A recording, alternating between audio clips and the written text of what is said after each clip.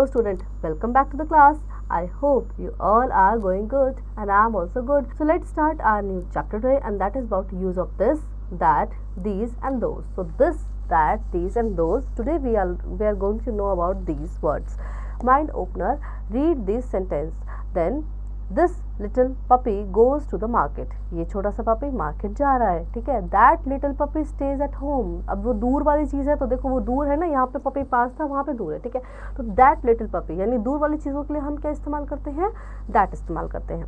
Then these little puppies go to the park. अब देखो these कहाँ पे आया, जहाँ पे एक से ज़्यादा, वन से ज़्यादा पपीज़ आपको दिखाई दे रहे हैं. And those little puppies run fast. अब वो जो पपीज़ हैं वो दूर हो गए हैं तो उनके लिए हमने दोज का इस्तेमाल किया.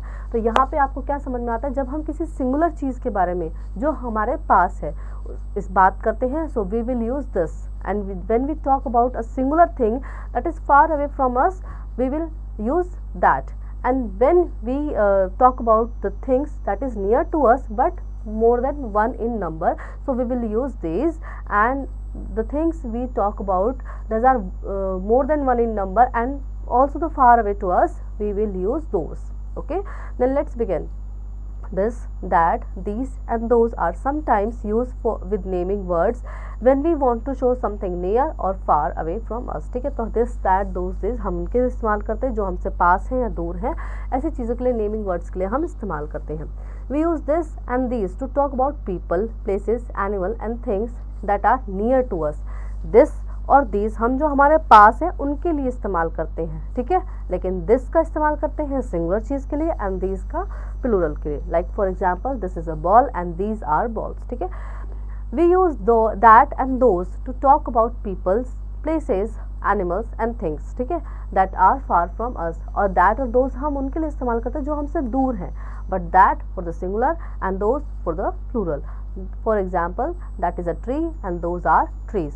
Infobites, this and that are used for naming word which are used for singular number. We use the helping verb is for them. तो इसके साथ हम is का इस्तेमाल करते हैं helping verb. And these and those are used for naming word that are used for more than one in number, जो एक से ज़्यादा नंबर होते हैं. And we use the helping verb are for them, और इनके लिए हम are का इस्तेमाल करते हैं. Look at the pictures and read the given sentence.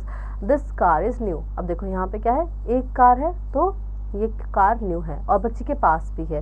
और यहाँ पे दैट कार इज ओल्ड, ठीक है, तो वो पुरानी कार है क्योंकि दूर है तो वो. फिर दीज कार आर न्यू, ये ज़्यादा न्यू कार हैं, ठीक है. अब ज़्यादा के बारे में बात हो रही है. And those are not new, ठीक है, those cars are not new, ठीक है, तो वो पुरानी कारें हैं, ठीक है. तो दूर हैं तो दोज और पास है तो this, these. Okay, test time. A, write this or that to complete the sentences. So you can see the ball is far away to the boy, so we will write that is a ball, and cup is near to the Santa, so this is a cup. Next we have, look at the pictures and fill in the blanks using this or that. यहाँ पे भी हमें this और that इस्तेमाल करना है. तो देखो यहाँ पे dog जो है पास में, तो this is a dog and that is a fish, ठीक है. इस तरह से आप इन सेंटेंस को कंप्लीट करेंगे. Then look at the pictures and fill in the blanks using these and those. तो these और those की बात करनी है यहाँ पे, क्योंकि यहाँ पे जो हमारे पास चीज़ें हैं वो प्लूरल में है, ठीक है. So these are the cars, ठीक है, क्योंकि कार पास में है. And those are the stars, stars तो हमसे दूर ही होते हैं तो दोज आर द स्टार्स, ठीक है. तो इस तरह से हम इन सेंटेंस को कंप्लीट करेंगे. Look around your room and right about these things like your toys and books, then describe those things like objects outside, ठीक है. तो आपको अपने रूम में देखना है, जो आपके रूम में आसपास आपको दिखाई दे रहे हैं उनके लिए आप these का इस्तेमाल करेंगे, और जो आपको दूर दिखाई दे रहे हैं, जो बाहर दिखाई दे रहे हैं रूम से, उनके लिए आप those का इस्तेमाल करेंगे और ये एक्टिविटी करेंगे. Okay, so I hope children you really enjoy the chapter and you learn many more new things from the chapter. Now do practice at home.